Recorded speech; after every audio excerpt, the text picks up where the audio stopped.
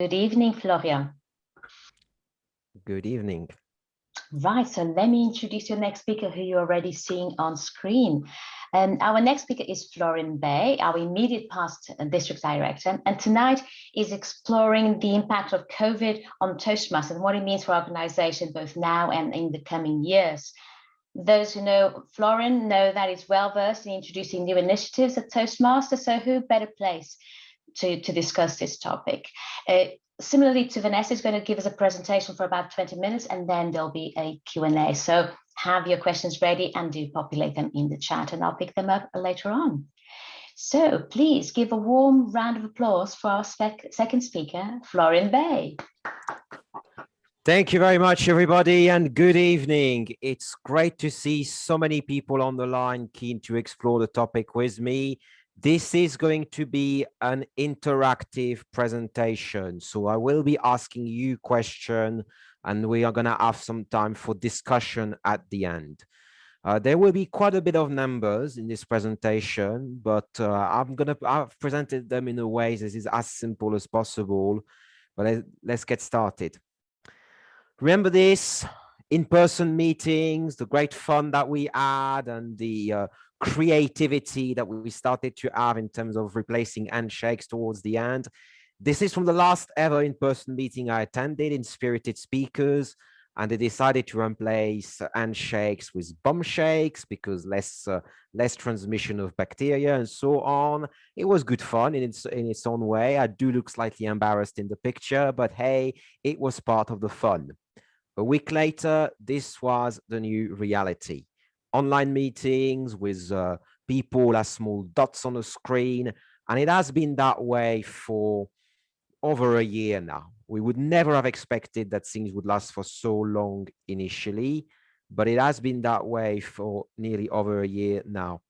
I'm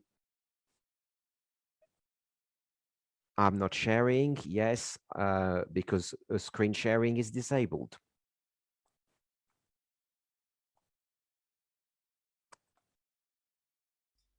Your wish is my command, Florian. Thank you. Okay, well, this is the third time I forget to screen share in presentation, so the Zoom fatigue is definitely getting on my mind. But hey, as I was saying, this is the glorious days of in-person meetings and that kind of bum shake I did in Spirited Speakers, and I do look a little bit embarrassed on the picture. Yeah, I mean, it was quite interesting to say the least. And the reality a week later. Back then, we would never have expected that we would still be meeting online over a year on, but this is nevertheless what happened, courtesy of this little guy here. I mean, with the mutation and the new variant, it probably looks a little bit fancier now. And there's a legitimate question to ask, what has the impact of COVID on Toastmaster been? How many members have we lost? How many clubs have we lost? Perhaps are we doing better than we were doing before? Let's find out. And I've got my first question to you, my dear audience members. How many Toastmaster Club did we have on the 31st of March this year? Any guesses on the chat? Oh, Brian has got a number, 186. Toastmaster clubs worldwide, not in the district, worldwide. So Alexander was saying 200, but we mean worldwide. So a few more digits. 16,000. 340,000. Are we getting closer, Florian? My name is Florian, not Florian. 20,000, 16. Okay. Well, actually, the answer is 18,300 clubs. In about a month ago, this is the numbers of clubs that we have. How does this compare with previous year? We will find out soon. But first of all, let's kind of talk about the members as well, because we've got the club and we have the members as well. How many members did we have at the end of the last renewal period a month ago? 384,000, 350,000, 330,000. Any more? Oh, 400,000, 340,000. To 250,000, 355,000. The answer is around 300,000. So quite a bit less than what most people are estimating. So let's take a step back and wonder what did it used to be like a year ago before the pandemic, and how do we compare since? Well, the worldwide membership total of the last of the last few years has been as such. I'm looking at the totals at the end of renewal period, and September 2019 is really the last one which was pandemic free. How did things change in March 2020? Well, a little bit further down, as we might be expected, because it was already starting in China and India, so not as many people coming. But what has the situation been since then, you think? What were the total like in September, perhaps, of September of last year?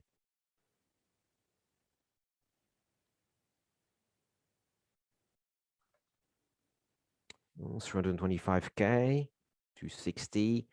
Actually, pretty close, 325. And we reached to today with 300,000. So it kind of the trend that we can see between March 2020 and March of this year is of the numbers going down pretty much in a straight line, actually, which is a little bit worrying, a little bit concerning in some respect. But the sad thing in many ways is the glory days of us having more than 300,000 members as an organization, well, they are now behind us for the moment. But what about club numbers? And we're looking at active clubs here.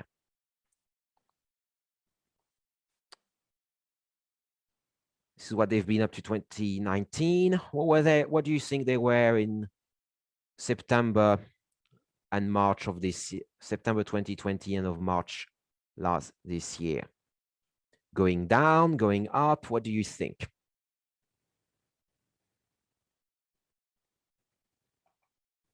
Up due to online clubs, up. Somebody says 17. Any more guesses? Going down? Well, actually, they started going down initially, but then they started going up again. So something quite interesting has been taking place there. And let's remember that we are looking at active club. An active Toastmaster club can have anywhere between 0 and an infinite number of members in theory. If a club is not in good standing, they do count as active clubs, by the way. So there's been some interesting trend. And of course, now if we look at the average membership per club, well, it's going down, down, down, down. And the question I'd kind of like to ask all of you is, can we run a successful club with only 16 members? Yes, no, maybe. I can see some people are saying, yeah, maybe some others are skeptical. No, somebody's telling me that it's hard. Somebody's saying yes, yes.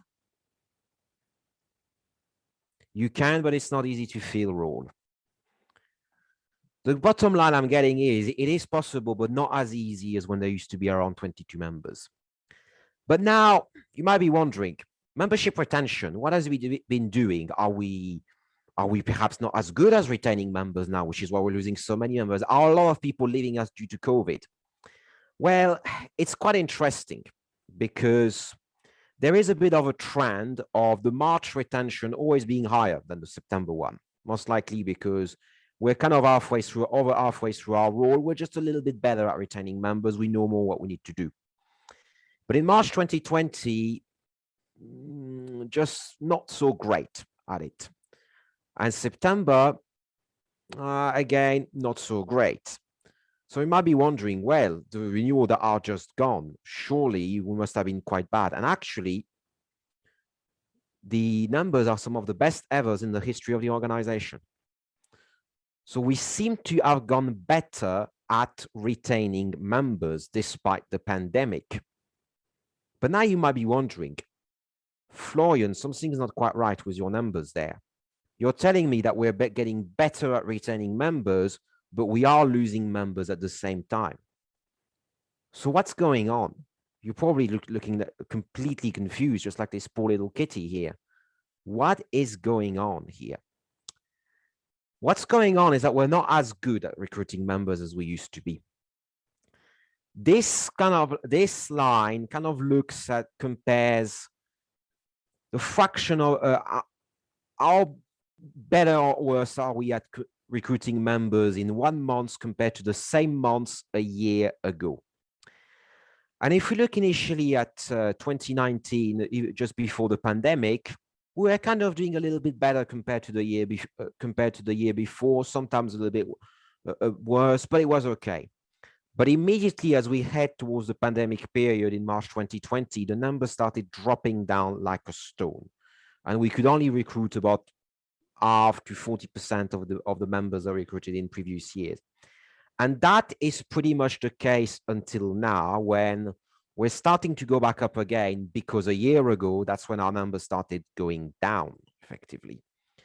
So we are better at retaining members, but we got a lot less members coming throughout the doors of our club as an organization right now.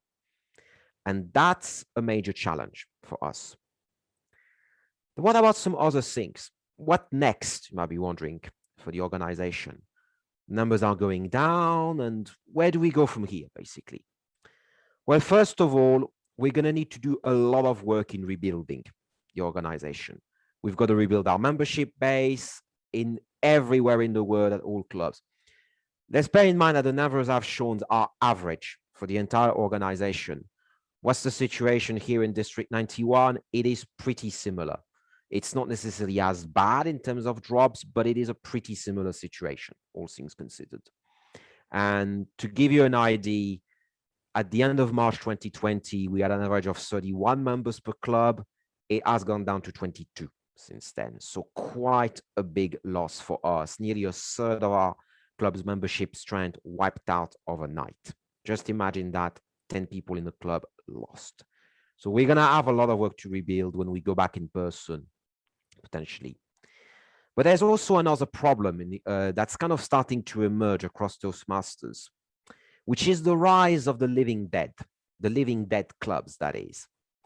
So I mentioned earlier that we've got about 18,300 active clubs, but not all these clubs are in good standing. The clubs in good standing, we only have 16,000, which leaves nearly 2,000 clubs across Toastmasters that are not in good standing. Some of them have got 0 members, some of them have got 3 members, some of them only have 6 members, and they've been in that situation for quite some time now. Eventually, we're going to have to do something with them. Do we close them down? Do we rebuild them? Where do we go from there is a question. But another interesting thing has been happening thanks to COVID, is that the trend towards a non-American organization is accelerating. It was already going down. Even before COVID, we were becoming more and more international. But right now, we're almost approaching parity. And this, by the way, is not the United States, it's North America. So if we look at American membership alone, the American from the USA only make a minority of Toastmasters national members now. They perhaps didn't 2 years ago, or maybe even a year ago. And these numbers are also a little bit conservative, because if you look at the Caribbeans, the West Indies, they are gobbled up with North American district, but they're actually not really North American. So the Mexicans and everything, they are counted as part of North America, when in many ways they perhaps aren't. So the reality is a lot closer to parity than we imagined.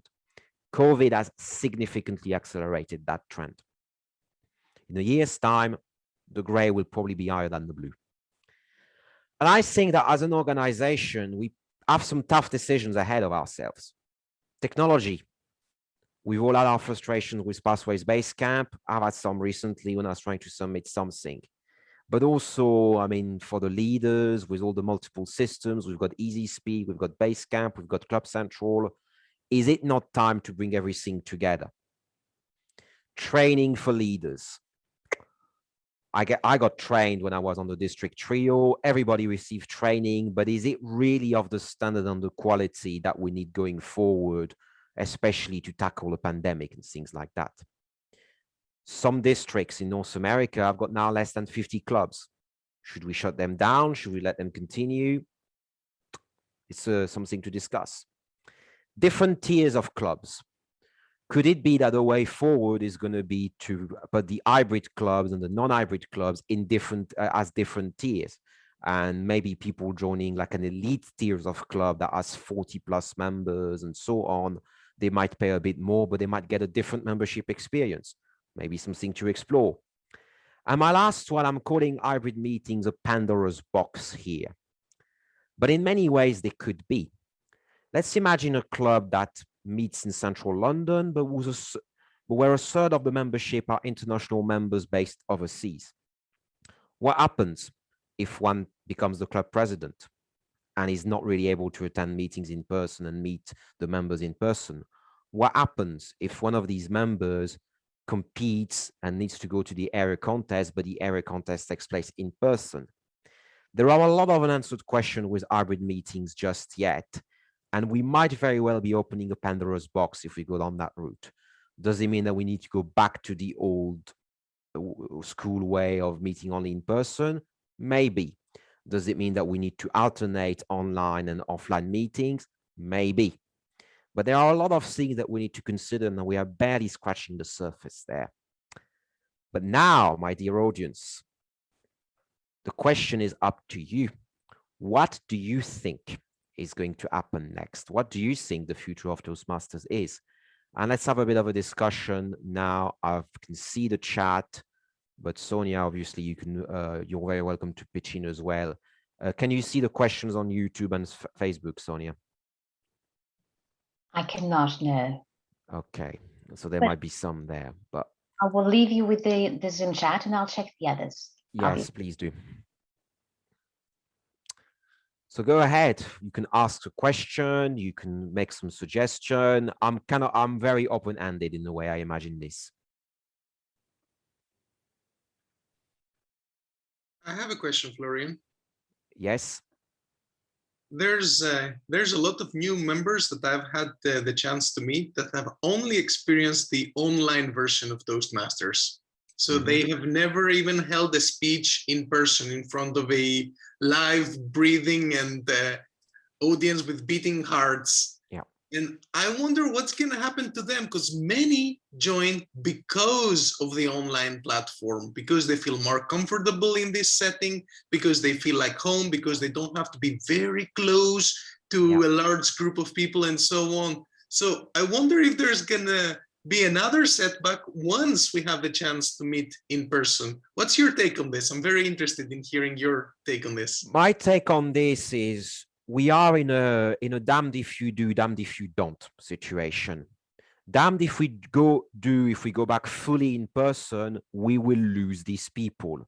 The international members that have joined our clubs here in London and elsewhere in the United Kingdom, we will be losing them.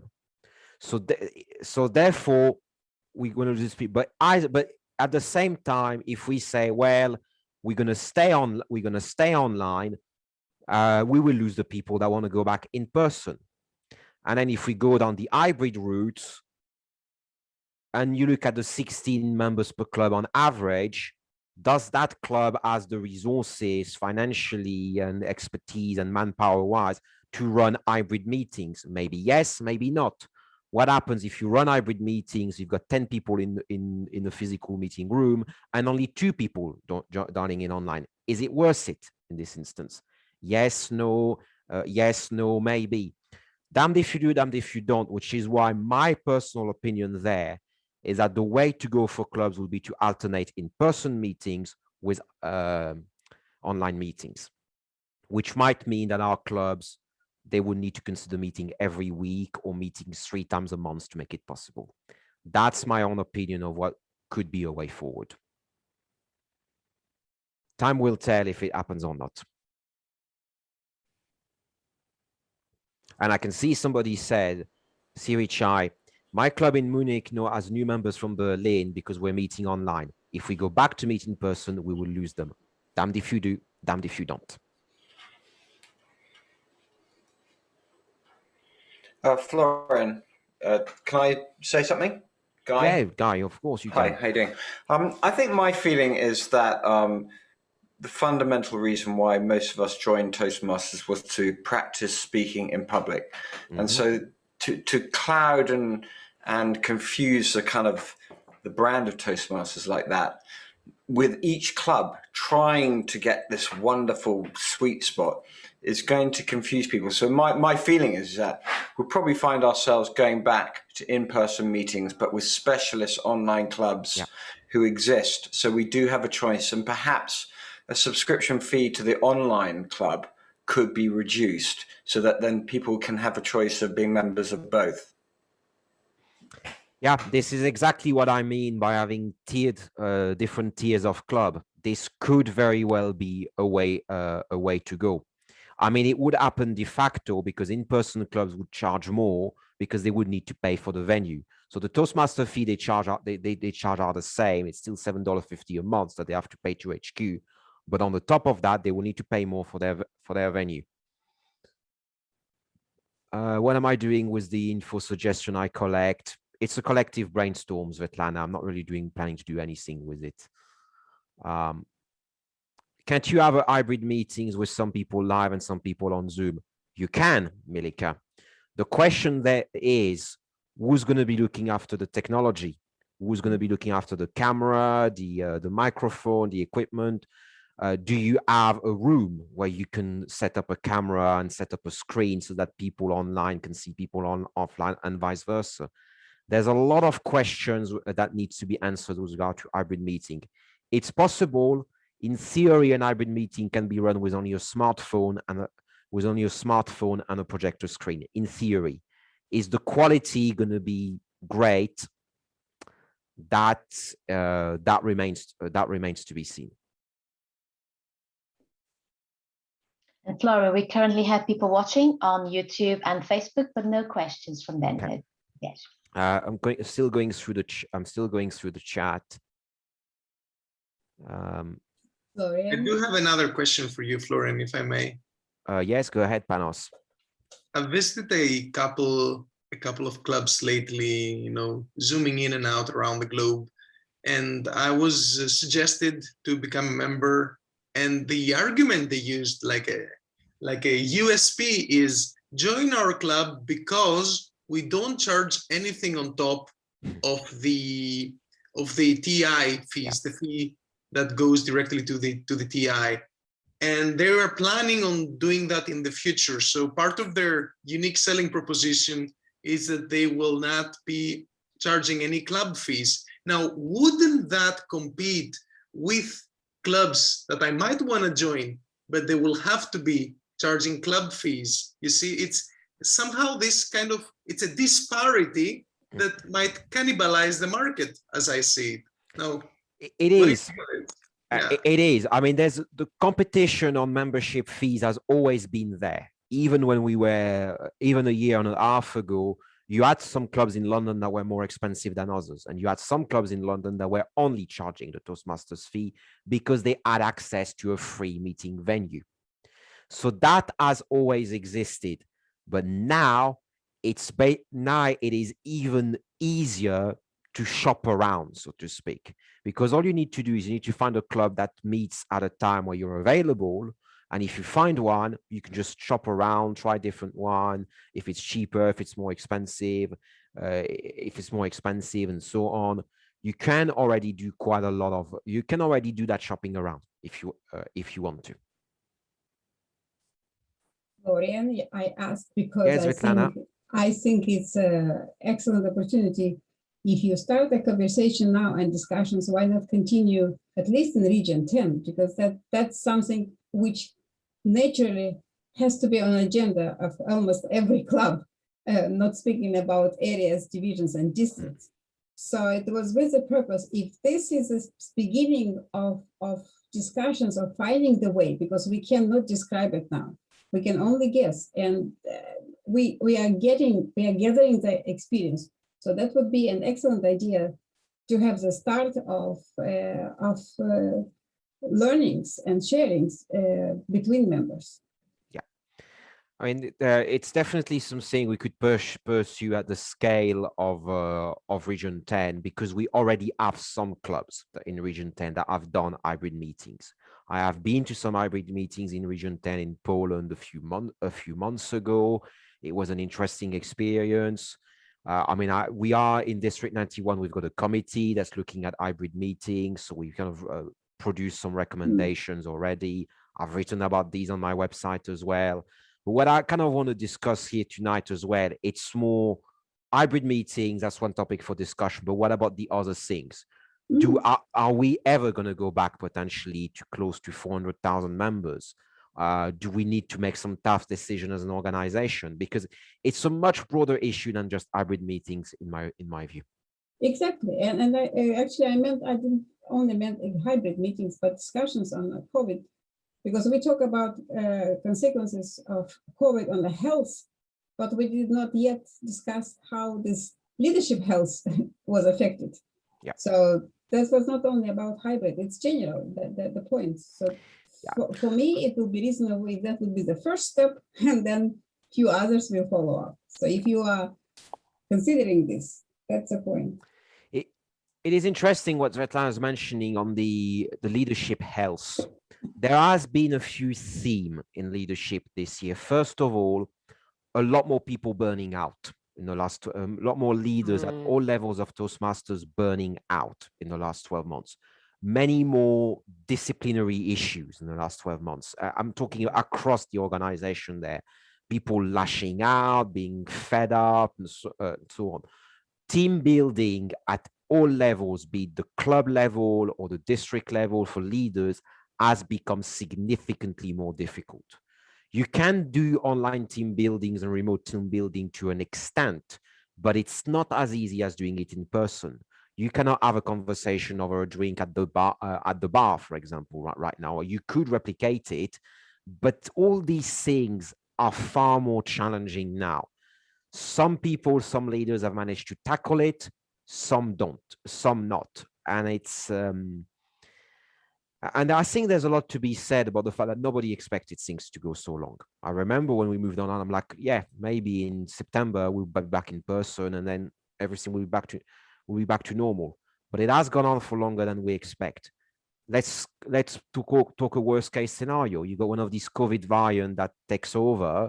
The vaccines don't work. We're back to square one. What do we do next? As an organization, it means staying online for even longer. Where does that leave us? It's about building resilience. Yeah. But you don't do it in the crisis. You do it before. So that's how can we use that experience? What worked?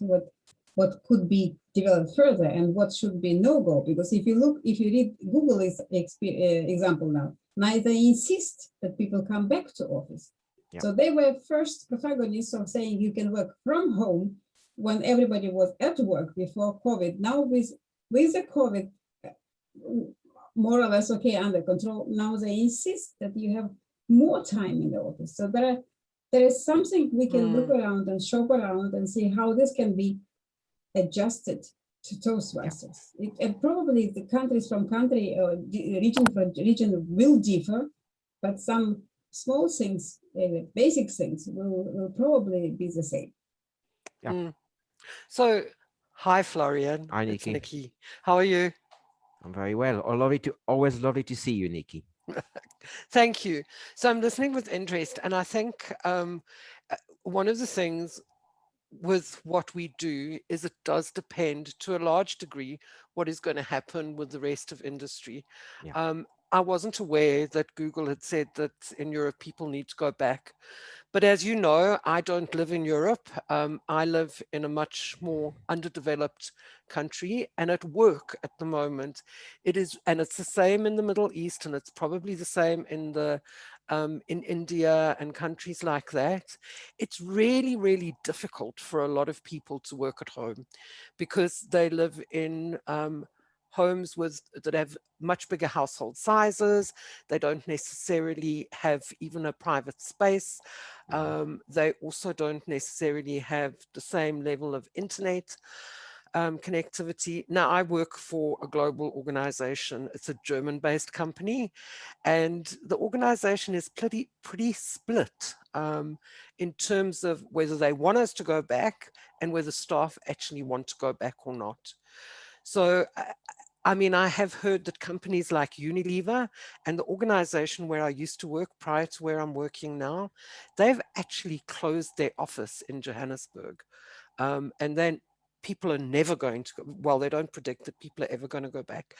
I also know that Unilever have made that comment, a comment similar to that their staff are never going to go back to work 100%. So I think to a large degree, it does depend on what happens in industry. Yeah. For me personally, having the skills and developing the more advanced skills of communicating in this online environment through Toastmasters, it's made me more efficient and more competent at work to have better conversations and things like that. So it does depend what happens everywhere else, rather than just us deciding this organization, right? Yeah, I mean, we're not an island. We, No, not as at an all. organization, we're not an island. And I look at my club, London Victorian, which meets in central London. Mm. A lot of the members, they perhaps won't have an office in central London anymore. Maybe they're not going to be working in central London on Tuesdays. So this is, but we're lucky because we're a weekly club. So for us to say, okay, 1 week we're going to be online, 1 week we're going to be offline. We're going to be offline in the hotel. It's easy for us because we have that space, we have that flexibility. Most of the clubs in District 91 and indeed in the world, they meet every fortnight. So does it mean that you have one meeting a month only online, one meeting only a month only in person? 1 month is quite a long time between meetings, in my view. So this is why, in my view, we're opening a Pandora's box with hybrid, but we have no other choice but to open that Pandora's box. It's what we do with it. Each club is really different. So what works for one club may not work for another club. And another thing I think that's fascinating about, well, membership recruitment being massively down on last year is you would think that because we're now online, we're better at using social media, we're better at selling ourselves, but we're not actually. I mean, I've been to a lot of club meetings where they don't even introduce the guests anymore. They don't even share information with the guests in the chat and so on. So a lot of things that are now easier to be doing online on paper, like the VPM and Sergeant Arms task, they're actually not done as well online as they are in person. So it's fascinating to observe what's been going on in the past few weeks and months. Yep. I can see Dorota Uchek said, only focused and more motivated members may remain, which is probably why our retention is so much higher than it now is, because the hardcore people, the Toastmasters addict, they are staying. And that's a brilliant thing because we're keeping these people. But equally, again, does it mean that we're going to become more and more insular or only the Toastmasters addicts staying amongst themselves? And I say that because, well, in some parts of the world, this is what's happening. Their retention has gone completely through the roof. But people that are guests, they're like, okay, well, they all speak with themselves. It's like a clique. They all speak their own language. So there's a reverse to the coin on everything we do. It's very interesting. Absolutely. Florian, let me just interrupt to say that we've got about a couple of minutes before we close the live recordings. But if you are okay, we can stay behind for a few more questions. Okay. Thank you very much, Sonia. You're welcome. Any more questions, any more points for discussion, please bring them on and mute yourself, just like many people have done. Lauren, I have one other one. Yeah, go ahead, Sveta. If you look to the financial crisis in 2008 and 9, and now the companies which survived because they became closer to members or the customers. That means they knew the needs customers have, or they actually learned. So where are we standing on getting to know our members well, then change needs, because we can't assume the needs we had before COVID and now are the same. Yeah. How good we are on asking our members. I mean, it's interesting because I think as an organization, we're not necessarily doing a good enough job in that respect. There's a tool that can be very powerful to get people's opinion, is surveys. I mean, in District 91, we've run surveys to non-renewed members in the past, and they've always generated some pretty interesting insight. In my club, we're in the process of doing a survey right now to all the members. Which way do you want us to go? Do you want us to stay online? Do you want us to go back in the hotel? Do you want us to go hybrid? What do you want? And this is an exercise which a lot of clubs will need to be doing. Surveying their members, getting opinion, getting facts, getting information, getting data fundamentally. Could district and then international also do the same thing? It would be advisable as well. And in my view, a very important way for the organization to have its fingers on the pulse is to meet with the members directly. When I was district director, many of you know I was a huge fan of visiting clubs, which meant I had to take the train and travel back last year. And then I did it online, but you get to meet people and you get to see the feeling on the ground that way. And that's something which you're going to need to do even more of, which means that leaders will need to invest more time in their role, paradoxically. So, Florian, I'm going to stop you there so that we can stop recording. But as I say, once we stop, not everyone is very welcome to stay behind. But just in closing, thank you so much, Florian. That was fantastic. Welcome. And I'm sure we'll continue the discussion. I have a favor to ask. One of the events that is happening tomorrow is the District Candidate Showcase. Do you want to tell the audience more about it? Yes. So tomorrow we have a candidate showcase, which is all about learning more about our candidate for district office and asking them some questions and so on. There'll be some limited flexibility to ask questions to the candidate. I say limited because, I mean, the candidates for one role all have to be asked the same questions. So we will be taking some questions and evaluating them on the day. I will be sharing the link in the chat now, and everybody is welcome to attend. It will be quite interesting. We'll be starting first with candidates for district director, and then going down to club prom quality, club growth. Yes, Svetlana, you're very welcome to attend as a guest from another district. In fact, I mean, one of the facilitators for the event is a fellow past district director from another district as well. So it's quite international. It's going to be quite international.